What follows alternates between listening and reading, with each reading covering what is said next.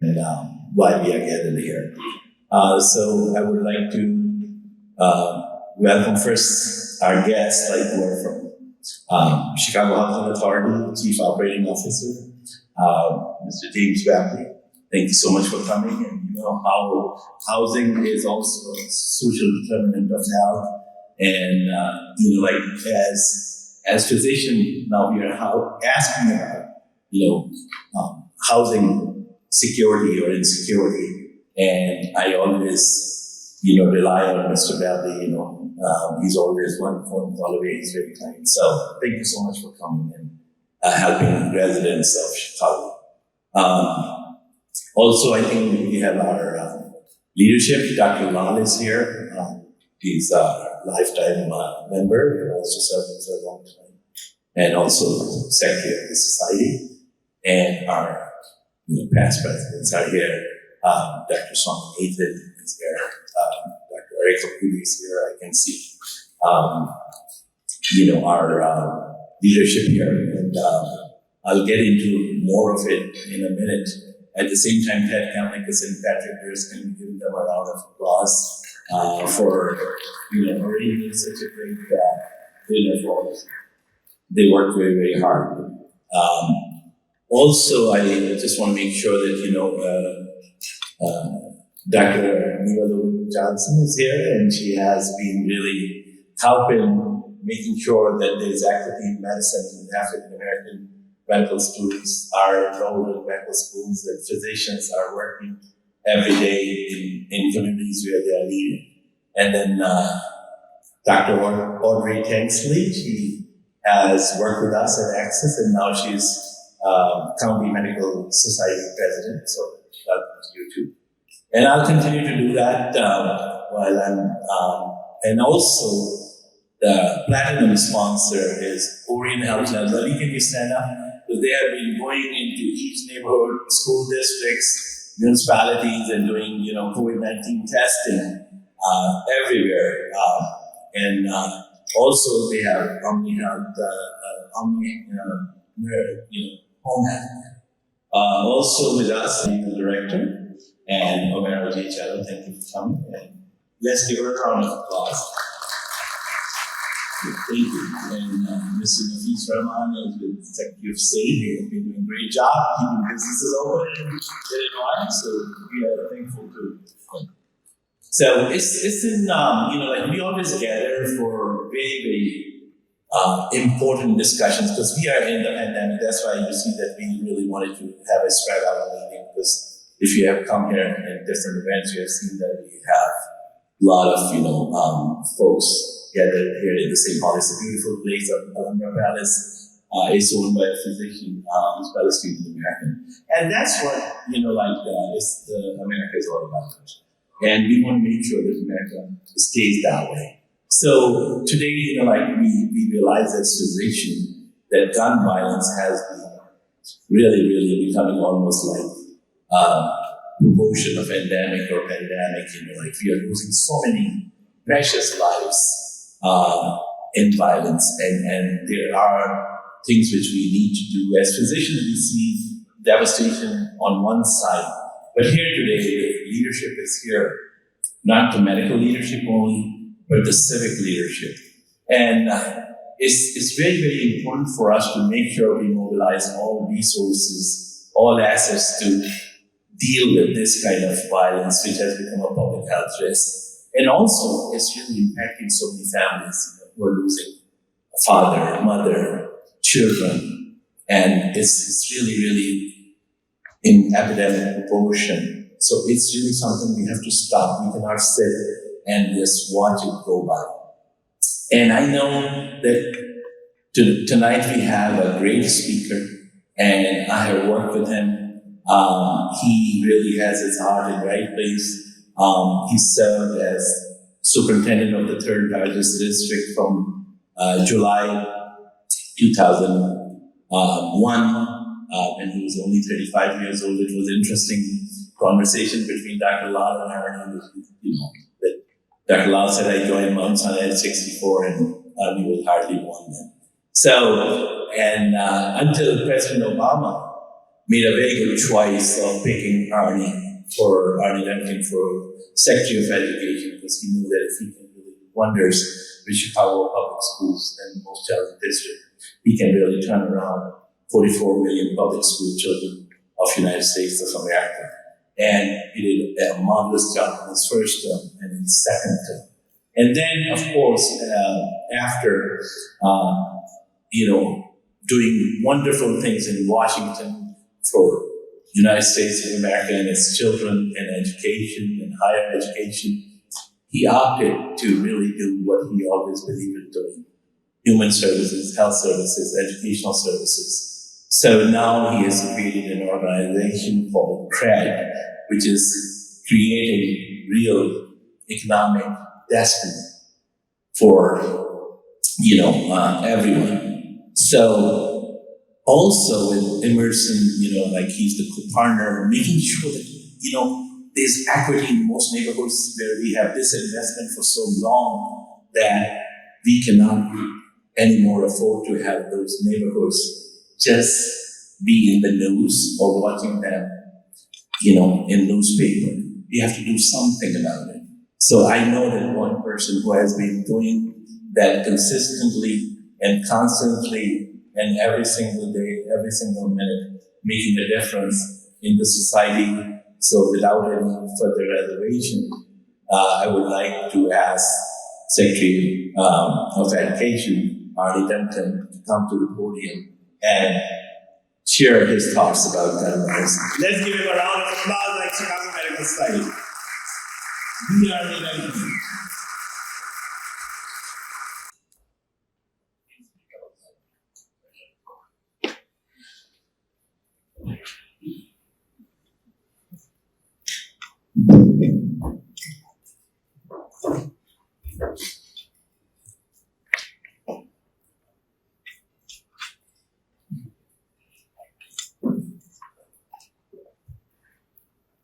Good evening.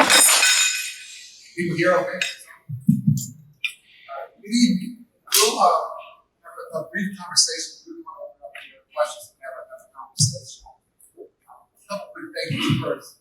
When I came to talk about the schools, I had a board of seven bosses, and Dr. Blood, I don't say it was likely for you guys to know him. I don't know a kinder, more committed, more sincere leader anywhere. And he never, ever, ever asked for anything himself. It was always, how do we better serve the children of Chicago? So I will forever be a huge fan of his, do anything he asks me to do, and he's a remarkable citizen. So please give him a round of applause.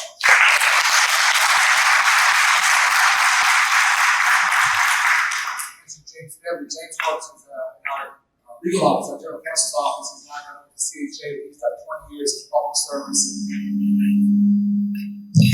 Working with Chicago Public Schools at CHA. James, good to see you. Thanks for being a great partner. We should keep me out of jail on our team, and stand up free.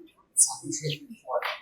I'll just sort of very quickly talk about, just very personal to start, why I do this work. Try to give you some sense of where Chicago fits in with its context, and quickly what we're trying to do to get Chicago to a better place. Have a quick conversation and open up to all of you, and just appreciate you guys taking the time to come out and talk and listen. Please ask anything, nothing's off limits, personal, professional, ask anything. But just first, unfortunately, I started to lose friends in gun violence when I was a teenager here in Chicago. I played basketball beside both sides, and had a series of guys who were a little older than me, who mentored me, protected me, helped me get in and out of neighborhoods. And we start to lose those guys at 14, 15, 16, some of them. I think it impacts you and honestly probably scars you in some ways. It's so difficult to talk about. I didn't have someone to talk to. I didn't have a counselor there to sort of internalize all of that and carry it with me. Fast forward 20 years to when I took over the Chicago Public Schools and worked with Dr. Budd. Another night we talk about our successes and higher test scores, working his way in college and higher graduation rates, lots of proud of. But during my 7.5 years through Chicago Public Schools, on average, we had a student killed every 2 weeks in gun violence. Every 2 weeks. It was staggering rate of loss. My wife and I had 2 young kids at the time, and 99% of the time I was leading a family member after they just lost their son and daughter. and everything is supposed to be hard, academic achievement, budgets, management, operations. I don't say I think that was easy. That was so much easier to do the best at and awesome life. And not to say that we're motivated by our successes, but we're haunted by our failures. And I don't think I know we as adults, we fail to keep our kids safe here in Chicago, on the south and west sides. When our family moved to DC in 2009, very naively, I thought gun violence was at an all-time high in Chicago. I thought it couldn't get worse. It was so bad. And unfortunately, the 7 years we were gone, gun violence got a lot worse here in the city. So for me, I'm just a kid from the south side of Chicago. For me, coming home, the city's giving me every opportunity, educationally, athletically, socially, culturally. For me to come home and not try and work on what I thought was the crisis face of the city just didn't feel right. That's why we do what we do. We've been at it for just over 5 years now. The context of Chicago is 6 times more violent than New York City. Chicago is 3 to 4 times more violent than LA. It doesn't have to be this way. It shouldn't be this way. We're the anomaly, we're the outlier. Chicago's a city of neighborhoods, as all of you know. We have 15 neighborhoods on the south and west sides that are creating 75 to 80% of the violence. 75 to 80% of those being shot, unfortunately, in Chicago are young black men, 17 to 24. The profiles of the shooters and the victims are the same. They're often literally the same person. Remember CPS, I had a picture of a young guy in a lawn for me. I kept it on my desk in my office at CPS. And the picture kept climbing up the ladder. And his caption he wrote on it was, "If I grow up, I want to be a fireman." And that always just really stuck with me. Because when I was growing up, it's never if I grow up, it was when I grow up. And there's far too many of our young men and young women. It is a real question. It's an honest question. It's an objective question of if am I going to grow up. That changes everything about how you think about your future, how you plan, the decisions you make. I was always going to go to college. There was no question. My parents were college educated. You're just trying to survive every day. You're just trying to make it. It just really changes your thinking. So coming back home here, I tried to think. I've done 17 years of public service, 10 years of CPS, 7 DC. Really trying to think as a private citizen, what could I do?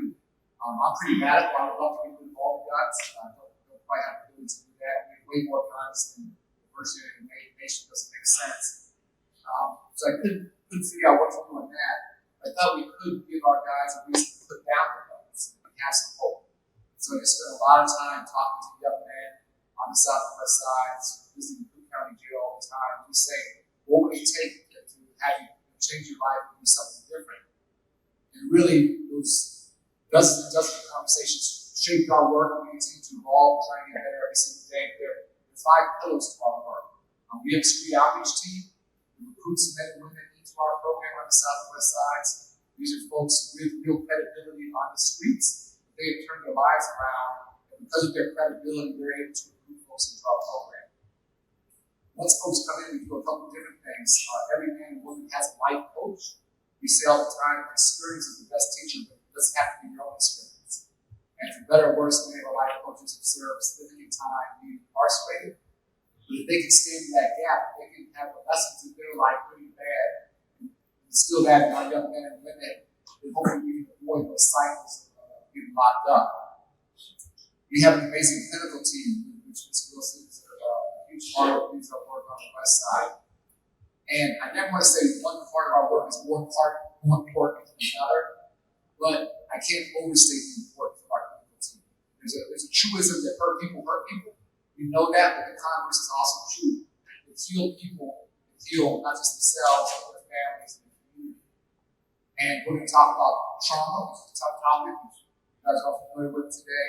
But I can't overstate the amount of trauma our young men and women go up. And it's not like we have easy lives from 17 something involved. Often it's a lifetime of trauma, almost literally since birth.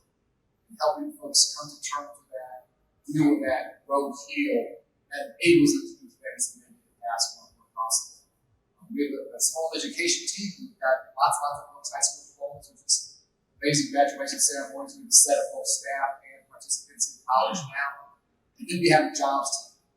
And young men and women come and work with us for a year to 18 months, and then we spin them off in the legal economy.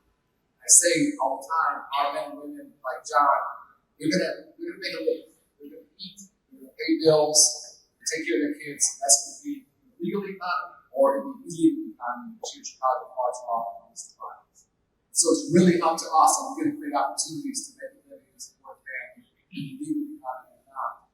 So our goal is to move folks from the streets, from the back and forth to jail, shooting, being shot, moving from that life to one where they contribute. We have folks working in all kinds of different avenues, industries now, construction, hospitality, culinary, manufacturing. A couple guys working for the painters union. Just got out today, the painters union said, "That's a $10,000 donation." It's incredible. Just because they've appreciated the pipeline, guys coming in. We have two young men working at law firms downtown. It's incredible. One man has been in Des Moines for a couple years, and just I say all the time that our young men and women are leaders. And I don't see them as the problem. I see them as the solution to the problem. They walk with them and learn from them, and they're going to lead us to a better Chicago, a safe Chicago. Without their leadership, we're not going to get there. There's just a quick personal background, quick sort of sense of where we are, and a sense of what we're trying to do. And I promise you, we're making lots and lots of mistakes every day. We're figuring things out. We're a lot smarter today than we started 5 years ago. I hope next year, the year after, 3 years and 5 years down the road, we'll be even better. Among our partners, we're serving close to 500 men around the city, which sounds like a lot, but there's as many as 5,000 men around the city who need his medicine works. Probably significantly more than that. And so we have to keep scaling what works. Dr. Blunt talked about the pandemic and COVID, and I think that the parallels are eerily true. These are both public health crises, the COVID and gun violence, and they both travel through social networks. When we found a vaccine, not a cure, we found a vaccine for COVID, we gave it to everybody who would take it to try to keep them safe. I would never say we're as effective as a vaccine. Our city is up 50% violence. We're showing a 50% reduction in victimization and 48% reduction in violent arrests. And what we need to do is scale our work. We need to serve a lot more men, a lot more women across the city. Teens coming up, we're dealing with this sense of trauma.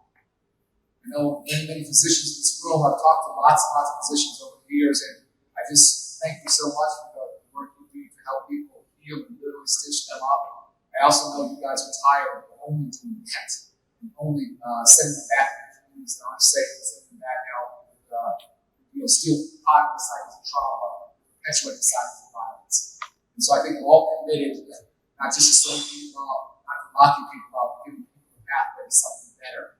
I would love your emergency rooms, your trauma centers to be a lot less busy than we are today. That's really the goal of our work. I'll start with Ms. Wilson. Like I said, leads our clinical team. Just ask what right?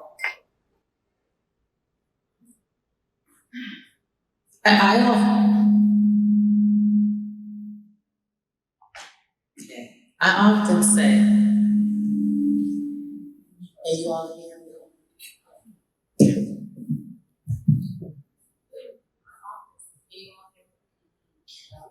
I think that one is better, so you shut off this one. Yeah.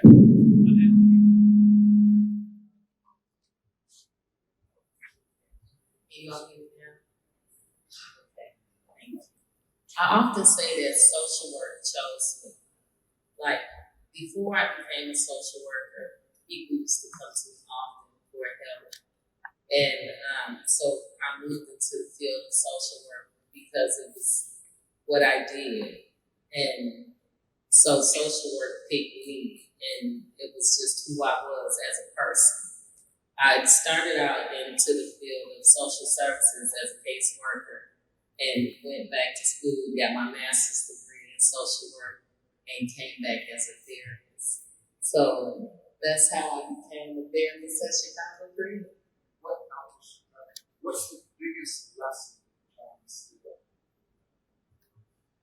The biggest lesson that I instill in the young men that I work with is that they are not a sum of their behaviors. Like, it is the conditions of their community that creates the behavior. That anybody given the conditions of the community would react in such a way. And given better conditions, that they would act in a different way. So I try to get them to see that if we can create different conditions, that we can get a different behaviors. People hear me out trying because I can't quickly do secure time. John, at what age did you start to lose friends? How y'all doing? I'm gonna say the earliest had to be 14 years old. I'm from the west side of Chicago. Spent the majority of my life on the west side of Chicago. At 14 was like the youngest. Like we started to see gun violence. I grew up in a neighborhood which is on Roosevelt and Ashland, a project area called the Village. I seen shooting and stuff at a young age, but like kids barely got killed, until like around this time. Like kids wasn't getting killed. I'm gonna say they had a respect for the kids.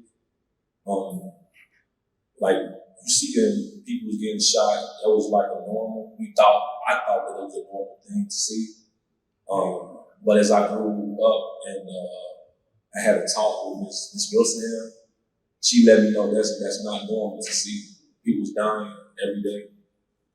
You losing friends every day.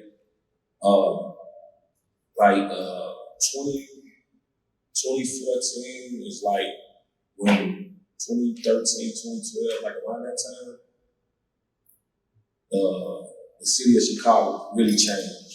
It really changed. It started getting gun violence skyrocketing. And then when it skyrocketed, it just spread. Like it was on the south side of Chicago, like on the west side, I'm gonna get into a little bit of details here.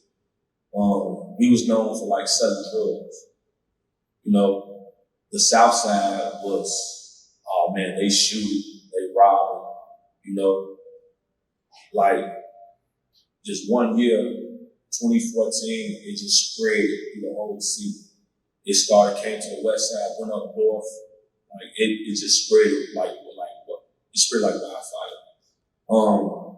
To wake up and go on social media like Facebook, to go on there to see a friend, like, oh my God, such and such passed away. And it's like, I just seen him the other day, or I just seen her the other day. You continue to see stuff like this, it's like, man, what's going on? And it continues to happen. It continues to happen. This week, that week, the next month. Now, you done looked up. Me personally, I done lost count of how many friends that I grew up with that's not here no more. I had 3 brothers. One got shot like 5 times. He survived. And that made me kind of angry. Like, why would somebody shoot my little brother? He ain't trying to harm nobody, but they ain't gonna shoot. But he survived. I had another brother, my youngest brother. He got shot 7 times. He died. Like, I have family members who died off the gun violence. More friends than I can count. Like, I'm at a number like 20 in the 30s.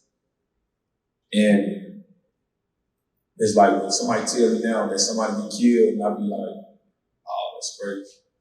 Like, I don't have no type of feeling towards it no more.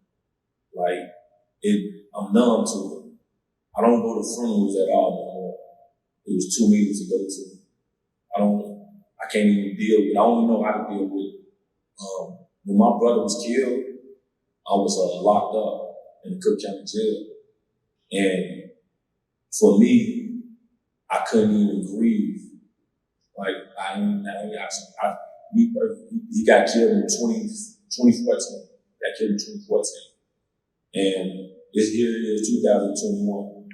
And I still haven't agreed with it. I still haven't, like, even dealt with it. I just keep going. Because, you know, like in my household or, you know, in the Black community, you know, we growing up, like, it was not to show no emotions. You get hit or something, your mom hits you, you better not cry. Stuff like that. And you gotta suck in them tears. If your mother or your father see you crying, she might hit you more, you know. And for that, this is where Miss Wilson came in and like kind of helped me, because growing up, you really don't have no one to talk to, like about the things that we go to, like to show emotions and stuff. And when she was talking to me, you know, we get out one-on-one, like I try to BS her around, you know, just to tell her anything. But she persisted with hers. You know, she kept coming. Like, let's talk about it. Come on, you can speak on it. Everything that we see here is between you and I. It's not going to go out to the room to other people that you're friends with. It's between you and I. So we built that bond and that relationship.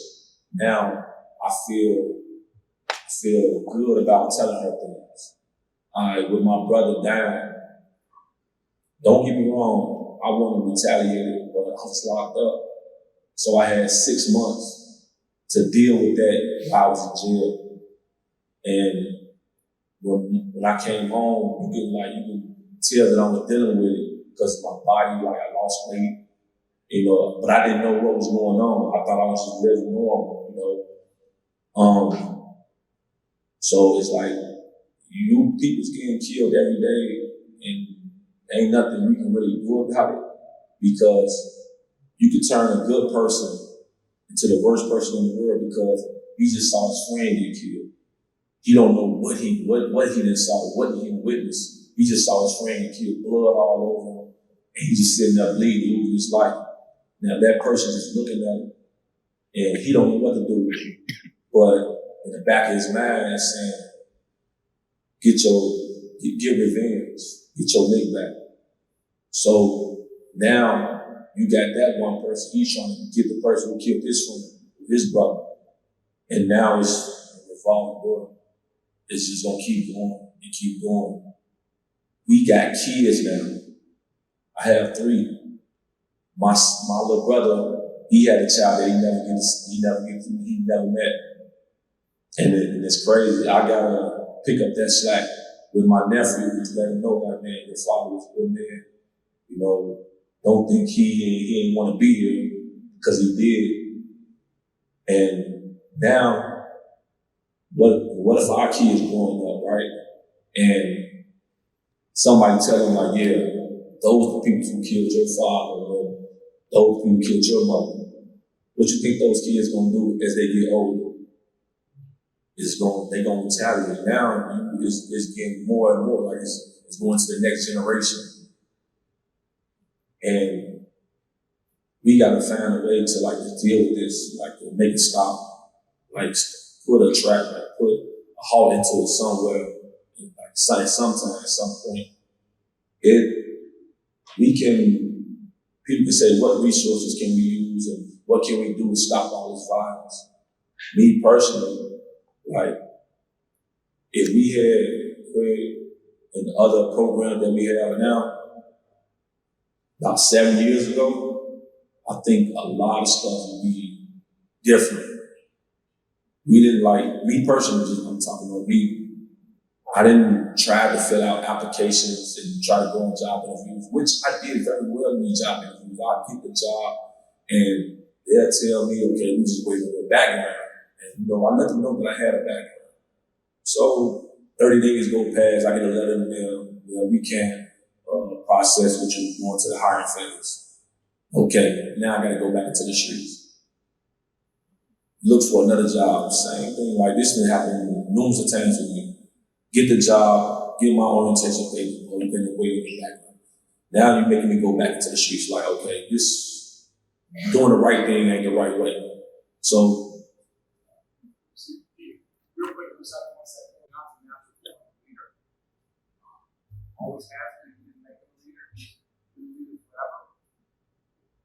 meeting now with we have a small business called Craig Works, where we have a contract manufacturing business, and it's just another job opportunity for our guys. The same question I asked Mr. Wilson, who's a mentor for our younger guys now, what are you trying to teach them? It's another way. That's what I tell my youngest friend. Like, we ain't got to live in the life that, okay, man, we got to be in the streets. We got to do this. We got to do that. We got to protect ourselves by any means necessary. It's another way now. With Craig helping us, getting housing, relocating us to a different area that we're not in. Because, the area that we're in, we don't feel safe. We got, like me, I have to go around my house 2 or 3 times before I park my car in front of my house. Then I gotta wait another 10 or 15 minutes to see what cars are coming past, because that's how I protect myself. Because all it takes is a second for somebody to come out of the cut, out of gangway, out of their car, and shoot you. Like, my little brother was shot inside his car. Now, I'm so traumatized by that, by hearing that news. Now I'm looking out, making sure that ain't no one behind me, ain't no other cars coming past, or nothing. Making sure to see if somebody's in their car by their car. Like, now, because that's how I gotta survive.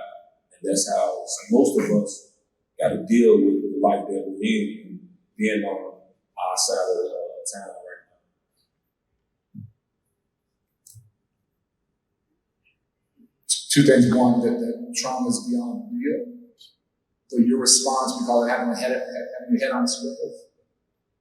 That's a survival mechanism. That's not trauma, that's real. If you don't have that, you probably wouldn't be sitting here. And that's, to me, is what's so unfair, is that, I grew up in Hyde Park, I didn't have to do that. I could just go to the park and I could do whatever. And the fact that all of the young guys talk about, literally driving around their block 2, 3, 4 times before they can actually park their car. They know every car, every gangway, every alley, every person. If anything's out of place, you gotta keep moving. And I think most folks around Chicago and our community don't understand that's every day. There's no vacation from that. That's 24/7. Last week, I took a couple of our guys to Harvard University to speak, and that was an amazing, amazing opportunity. But the biggest thing they talked about was just being able to relax and just walk around campus and not having that on swivel. And just the little things somebody else can take for granted. That's not the reality. Our guys are going out in war zones, and that's the conditions that have to change. Leo Smith runs our policy shop, and before that, he ran our employment and training. And Dr. Buttigieg, just appreciate the invitation so much, because we think public safety is a public good. We think public health is a public good. We don't, in Chicago Fed, we don't accept or want any public money. We're privately funded. But to get to the kind of scale, enough young men, enough young women across our city to really bring down violence in a dramatic way, in a transformational way, we have to have greater public investment in all of these things, in trauma care and trauma recovery. We got to make these things normal and available, because without that, the trauma continues and the violence continues. And so Leo's working really hard and thinking about what we can do at the state level to start to have Medicaid reimbursement for the kinds of services that Ms. Wilson provides. Leo, can you sort of talk about where we are and how you're thinking about this, and what it would take to have the kind of 60, 70, 80% reduction of violence in our city that our young men and women, but our city desperately needs? So thank you, and sponsors in both the House and the Senate, Representative Justin Slaughter, Senator Robert Peters, and Senator L.G. Sims. We're one of only 2 states that have directed their Medicaid department, in our case, the Illinois Department of Healthcare and Family Services, to seek authorization from federal Medicaid, CMS, to fund trauma recovery for those who are have chronic exposure to violence. And what's really significant about this is it's not just for those who've been shot, but it's those who are living in a context that is repeatedly exposing them to this violence. And there's 3 parts to the plan is to have 3 different parts to this Medicaid reimbursement. First, to have the outreach services that engage people in the process and recruit the right people into the system. Second, a case management system and a mentoring system that mirrors and mimics what CRED and many of our partners are doing in terms of providing life coaching and support services. And then finally, and very, very importantly, both group and individual therapy. And in the legislation, it refers to this as being a team approach. And the reason why a team approach is so important is that you have cultural competence that runs throughout the entire program, so that organizations that specialize in outreach do that, organizations that specialize in mentoring and case management can do that, and those with the requisite therapeutic background can do that as well. I'll say one last, whatever you want to do. Again, for better or worse, I was trying to be very honest. When our Chicago public school students that Dr. Butler and James Beverly worked with, when our students were dying, almost all who were getting killed were Black and brown kids. And what I believed, I don't know if I ever said this publicly, is I believed that our country didn't really care about Black and brown kids and didn't want this to happen. I thought it would take white children being killed for something to change. And then we had the Sandy Hook Massacre in Newtown, Connecticut. That was 9 years ago yesterday. And that was 20 white babies and 5 teachers and principal. And President Obama went down the next day. At that point, Vice President Biden and I went down about 2 days later. And meeting with those families who had just lost their little 5 and 6-year-old. In some cases, they were twins. One lived, one died. Going to the funeral of that principal, Don Hawksbrun, who was just an amazing principal and was beyond heroic in that tragedy. I was sure after that our nation's gun laws would change. And one of our greatest failures of the Obama administration is just hard. We got basically nothing done in terms of gun violence legislation. And whether it's the violence in our communities, whether it's school shootings, whether it's mass shootings, there's just a level of violence in our country that doesn't exist in any other country. And you guys are all doctors. For me, this is not about finding a cure for cancer. This is not about putting a man on Mars. This is not intellectually difficult. We just lack the political will and courage to make our communities safe for our children, for our young men, for our young women. And it does not have to be this way. It is not this way in any other first world country. And so that's both incredibly infuriating, honestly, and frustrating, but also gives me so much hope that I'm convinced that we can break through. And we can break through here in Chicago and see the kind of reductions that we have to see. We can break through as a country if we start to value human life more than we do our guns. And so I just we welcome your questions, we welcome your thoughts, we welcome your pushback, anything you want to ask. And again, we know we can't do this by ourselves. And we need your partnership, we need your thought partnership, we need your ideas, we need you to challenge our thinking. But collectively, we got to get to a much better place as fast as we can. Again, appreciate you guys spending the evening with us. Clinical leadership will be very happy to, work with you and support that bill. And, saving every life is so critical and important. And I know that Dr. Aziz and myself, we work in Garfield Park for many years, and on the west side of Chicago, we have been serving. I started my career at Robert Taylor Homes, then was the largest public housing. And, every day, I really always used to feel so honored as, as parents, were always bringing their children for physicals. We used to have 500-600 children lined up every single day. Dr. Mukund and myself and Katie Reddy, we were there at 5050 South State Street. And what those parents wanted, they wanted the best for their children, like you want for your family, as you shared with us your life stories. Thank you very much for providing that counseling and for that leadership. So with that, I think I'll open up for any questions. So if you, Dr. Babu Rekapudi and then Dr. Swami. You want to come forward, Dr. Be a little bit, think, and then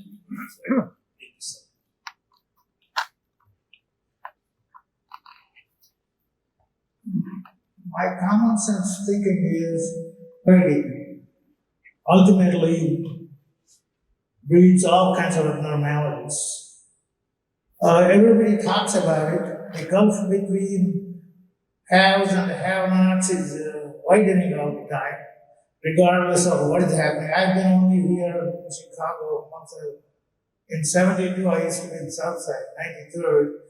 Then I'm finishing my 50 years in the city of Chicago. A lot of doctors, they call Chicago, but most of these guys are somewhere outside of Chicago. But I have been there all the time. 1 year in Southside. Then I found training in the North Side, there is heavy training at that time. But the things are still happening, worsening and worsening. Even at 72, when I was there in 93rd in Jeffrey, it wasn't that bad. I didn't feel that bad. But now it looks like everyday news, very dangerous, every place, going certain places. But those places, what is the relative economic level over the last 50 years? What happened? It's great. It's a great question. I don't know if I have a great answer to it. Ms. Wilson talked about the conditions. And Chicago, we know, is one of the most segregated cities in the nation. We know the history of discrimination, redlining, disinvestment, and everything else. Anytime you see high crime, anytime you see high violence, that's always coupled with high poverty. There's no wealth neighborhoods that have problems. And so our name, Great Real Economic Destiny, I'm not smart enough to advise on that name, but ultimately, we have to create these healthy neighborhoods. It's not that it's easy to articulate, it's hard to do. But our guys have to have the chance to make a living. So having folks hire, and John talked about having folks have the courage to hire people, yes, with a criminal background. Yes, with a felony criminal background. Yes, with a violent felony background. We're not asking folks to hire right out of jail. We're asking them to hire a year, 18 months after folks have worked with us and worked with us and worked with life coaches and gotten to that place. And if we create those kinds of jobs and start to create those jobs in neighborhoods, I promise you that they'll not go down. So we're very much into direct service. We have an eye into how do we create healthier communities, local housing, trying to create jobs in neighborhoods. And ultimately, where we have that, that's the answer. So saying that nothing stops a bullet like a job, there's truth to that. It's more complicated. And again, healing from trauma, I want to couple that. Because if we just put people into jobs and they're not ready for them, it doesn't stick, it doesn't last. And so jobs are critical, but this is a complex issue that moves 4 or 5 things together all at the same time to make sure that it's going to be a successful situation. Next one.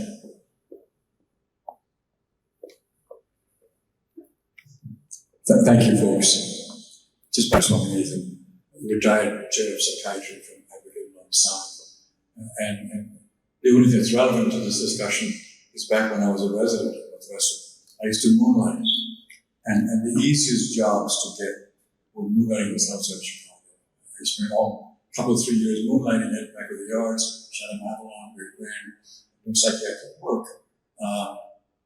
And I would have someone escort me to the car in the back when I used to park my car, and I found it very strange. I was new to the country, obviously, back then, and I got to understand the dynamics of safe neighborhoods. You warm my heart in terms of trauma care, trauma-informed therapy. I'm just hoping, I believe, that the connection to not going back to the streets, the connection from crime and violence to a proper job has to be through Ms. Wilson. The attraction that she needs to have is not only will I heal you, will I give you a better option, a better way to not live this life, but I will promise you that you will not go back to the street of crime, that you will not go back. I will guarantee you that.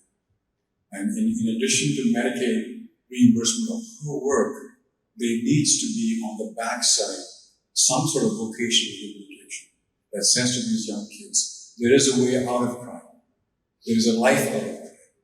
And if you promise not to resort to that, we can provide you with a life, education, whatever that might be. So I think that needs to happen. That's just my own thought. The other thing I can agree with you more, Mr. Duncan, it cannot be a one bullet for everything. Bowery doesn't explain San Diego, doesn't explain Florida. Crime doesn't explain everything. And my point is that I know nationally we've given up, that there's nothing that's going to happen. Somehow it's in our DNA, that our Constitution says we got to do what we got to do. I don't expect anything to happen in terms of gun laws in this country for God knows how long. And I donate more than anything else to those organizations that fight gun violence, but I know there's no hope there. But in Chicago, and we get this question a lot when I travel, you have the toughest gun laws in Chicago, yet you have the most crime. And I tell them that we don't manufacture guns here. They come from Indiana or whatever, St. Louis. Is there any way, given the current structure in Chicago, political structure, and the legislature, that you see any hope of a massive onslaught on prevention of guns entering the city? I don't know how you can do that as long as I-55 or I-90 or I-94 are there. But I'd like to see not just healing and care provided those that have been affected, but there's got to be some way to cut down the number of guns in the city. Some way. I'm just very quick with some questions. So, these are getting really thoughtful questions. And I guess I'm pessimistic on that one as well. But I always say we have the toughest gun laws. I always say Chicago's not an island. We don't have a moat around us. Indiana is right next to us. Indiana is a state with tremendous lax gun laws, and the gun system pour into us. So unless you're somehow stopping everybody and every highway, every street coming into our city, it's hard. Again, I'll use the COVID analogy. You can't just solve COVID in Chicago. You have to solve it's a national crisis. Gun violence is a national crisis. Unless we get to patchwork of things that don't make sense. And so unless we're really willing to take this on at the federal level, the national level, wherever things relax, whether it's Indiana or Mississippi or Texas, wherever it is, there's going to be a movement. And so I'm all for that. Again, I would love to shut down all those things. I don't know how that happens. And so the best thing I can think of is to give John a reason to be done. I just want to add something. Guns are not manufactured in Chicago. That's what I tell you something. I think what we use to have opportunity. It's been moved to town. I didn't see in my own life or heard that crates of guns drop off in our neighborhood. Like wake up in the morning and there's a crate of guns. What do you think? We're going to do those guns. We're going to grab them. They won't ask me a question about where these guns come from.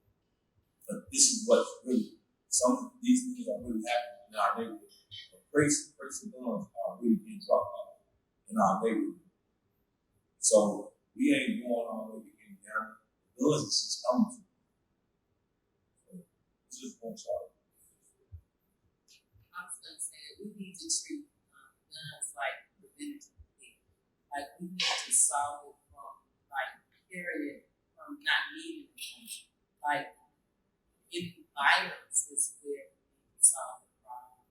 Like, if an individual doesn't need to have a gun, like, I have several participants that would rather risk going to jail than dying in the streets. So, if he's going to carry a gun, he doesn't care what the law says, because he would rather risk going to jail than dying.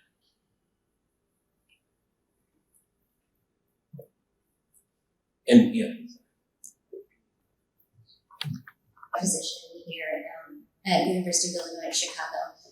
So going along with being what we were just mentioning about prevention, I couldn't help but think everything that Fred is doing is, immensely impactful and important, but it is reactive, right? It's just like after a person has gotten a diagnosis of hypertension or coronary artery disease, then they go see the cardiologist, then they get medication for it.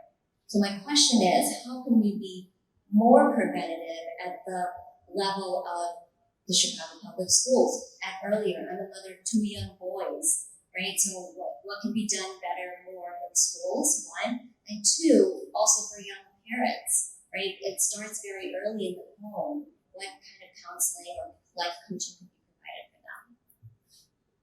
A really, really great question, and allows me to kind of talk about 3 different components of prevention. So, because of the crisis that we're in, the vast majority of what PrEP does is about getting the bullets to stop. So it's working with the very highest risk individuals. Those folks are ultimately leaders of tomorrow, that when they learn the lesson, they can take it to others, to their families. There's also a much larger set of young people that we consider a tier 2 group of folks that are about 32,000 strong in Chicago that need much, much higher quality after school programs, many more summer jobs, and ultimately therapeutic supports, not just for them, but for their families. And then the tier 3 effort that needs to take place if we're really going to maximize violence reduction is targeting significant and substantial economic development and housing efforts into geographic areas that are most concentrated with gun violence. So while we know that there are 15 neighborhoods in Chicago that disproportionately have all the gun violence, even within those neighborhoods, there's an enormous concentration by block. So on the west side of Chicago, 8% of the blocks contain roughly 50% of the violence, 8% to 50%. On the south, pardon me, I juxtapose that. That's on the south side. On the south side, it's 8% of the blocks have 50% of the violence, and on the west side, 5% of the blocks have about 35% of the violence. With hopefully the good fortune of the Build Back Better plan, along with support from state government and the infrastructure plan, we need to go into those areas and fully invest in mental health, drug treatment. Those areas, we know the characteristics of those areas. So they tend to have much more vacant land and yet still have more people living in them relative to their neighbor areas. They also have higher drug treatment needs, and they have a lower age of the population. These are all things that we can design particular interventions around for affordable housing, reentry services, and other economic development efforts. So those are kind of the 3 prongs that run prevention, and we're working most significantly on that first one, but we're trying to build out the other 2 as well.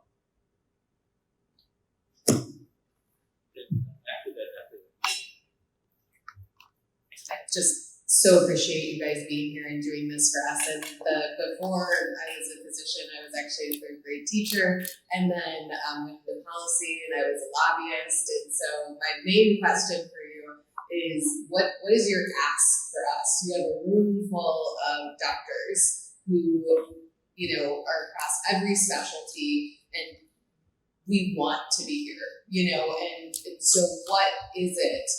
What are the asks? Like, what are your asks of us? Because I appreciate the broad strokes, but I'd also like to know, are there things specifically as a clinical community that we can do? And then specifically with your program, what are objectives? If it's mentorship, if it's inter-office, if it's, what would be your pie in the sky for those of us here tonight?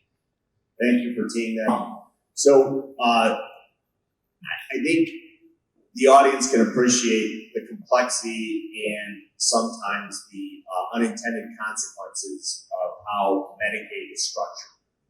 And so it's while we have the authorization to seek a state plan amendment for these Medicaid services, exactly how that's structured is still being determined. So writing into the Department of Healthcare and Family Services to state the importance of getting the service delivery system structured in a way where people are actually going to use it and it's going to be most effective is really, really important, and we'll give you opportunities to do that. And then once this is passed, we have a massive need for culturally competent therapeutic care. So working through how we get broader programs that create those opportunities, and even contacting family and friends to recruit them into this profession is going to end up being a really, really significant issue, not just in the immediate term, but in the immediate and long term. Really quickly, take one question. Just one additional ask I always want to use. I would love you guys to come out and meet our men, visit our sites, women, our teams. We have 7 sites across the city with our partners. Often the police are seen as the enemy, quite frankly, and those are difficult relationships. But honestly, the relationships between our young men and hospitals and doctors are often very adversarial and they're all traumatic. And you guys only meet at the doorstep moments. If there's a way to build some relationships before that tragedy happens, that would be extraordinarily beneficial on both sides. So I just bounce side to side every day. Anytime we go out, Dr. Clinton's out to track them down. Look at them, just come out and talk and just start to build a relationship. I think that's so important. Y'all find our common narrative. And how appropriate I get the last question or comment, because that was a great setup. So my name is Dr. Audrey Tangdon. I'm also an addiction medicine specialist. I am from Roseland, on the south side of Chicago, born and raised. And one of the, I know we're getting ready to wrap up, so I won't be long, but I want to thank you for the work that you're doing. I commend you on being privately funded, because one of the problems that we see often is there are hundreds of programs that exist in the communities. Often they are not privately funded, and so they are, have a very limited scope of what they're able to offer. And then when the money runs out, the program runs out, which is often a very big disappointment to the people who live in that community. So I am the president of the Cook County Physicians Association, which is also the local chapter of the National Medical Association, largest organization of African American physicians in the country. And many of our members have, in fact, I'm thinking of one member in particular who is an ER physician who has a trauma and violence prevention program. And many of us volunteer in those spaces and do that often. So here's the setup. I would love to come to one of your sites. Many of our members would love to come to one of your sites. I actually do mind-body skills medicine, in addition to, of course, I'm a Western trained physician, and we do trauma healing. And this is what we do because we know there are generational traumas that have led to these, so many of the things that we see in our community. And there is no right answer, and I won't stand here and pretend like I have the answer, but we are willing and open to fostering the collaborations that can help to prevent and to address the violence that's currently here. So thank you so much for the work that you're doing, and thank you for letting me have the last word, Dr. Bud. There is one more question, that would be the last, if you don't mind. And I wanted to recognize Brian TC, he came from Commissioner Donna Miller, who represents 36 municipalities from Cook County. People here just want to make sure that they are here. So, I just want to say that before I came to Chicago, I worked with DCFS. So I'm quite familiar with needing a service and not being able to find a resource for that. So trying to fill the need without a resource. And when I was interviewing with Chicago Create, I did my resource, my research. It was like a dream job to be employed at an agency that had resources where I could just meet the needs of my clients. So that I understand what you're saying, and we would love to have. My name is Paul Gabriel, and I saw so many cases like this one in my residency in downtown Detroit. So many stab wounds, gunshots, unbelievable numbers. I practiced 15 years on 95th in California, and I saw so many people die because of violence. I just want to address and add a few comments to what we've heard today. I think what John brought may have to break the cycle of generation to generation. And I think what we're trying to do here in the medical society, we are at the end of the process. But if we can start at the beginning of the process, and I think this is the most important point, we're trying to dry a room filled with water without turning off the tap. So I think once we start turning off the tap, the resources will come. So we have to empower the education, the religious institutions, the teachers, the nurses. I think it's very important to educate people. I've been here in Chicago for over 20 years, and I've never heard this before. And it really touched my heart how we can really start working, not only on the medical level, but on the educational level, religious institutions. Show the people how to accept and love. Give them hope rather than give them a gun. If we continue the work we're doing now, we're not going to go anywhere because it's an integrated process. It's between the doctor, the teacher, the priest. It's an integrated process. And we have to empower these people on every level so they can bring up the younger generation and a different thought process that will prevent this on a bigger scale for a longer time. Thank you.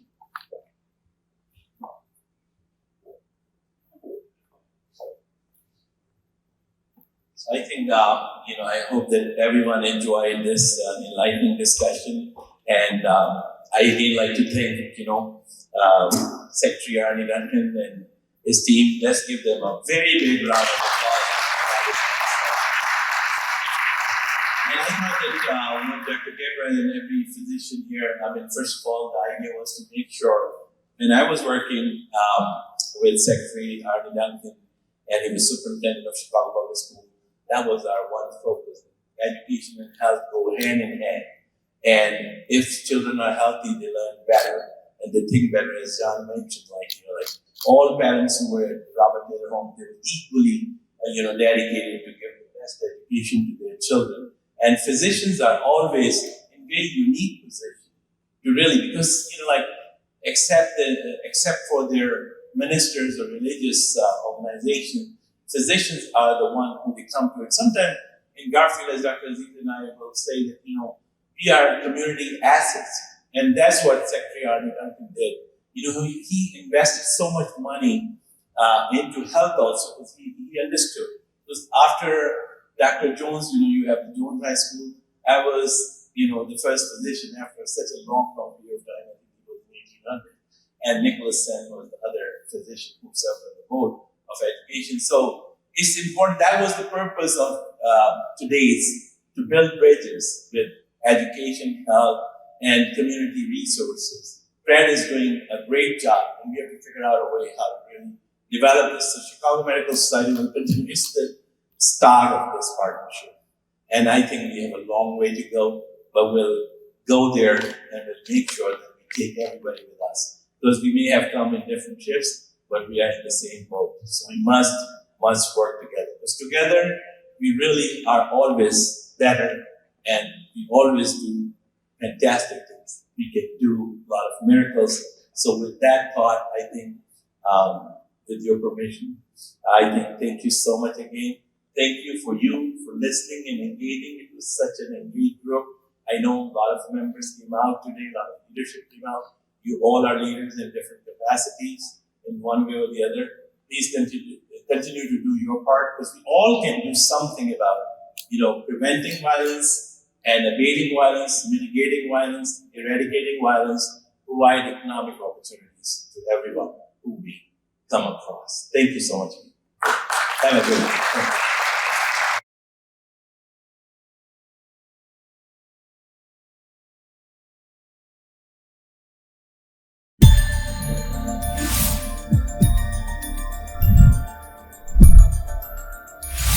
You are watching Capital TV Washington, the best South Asian TV channel in North America.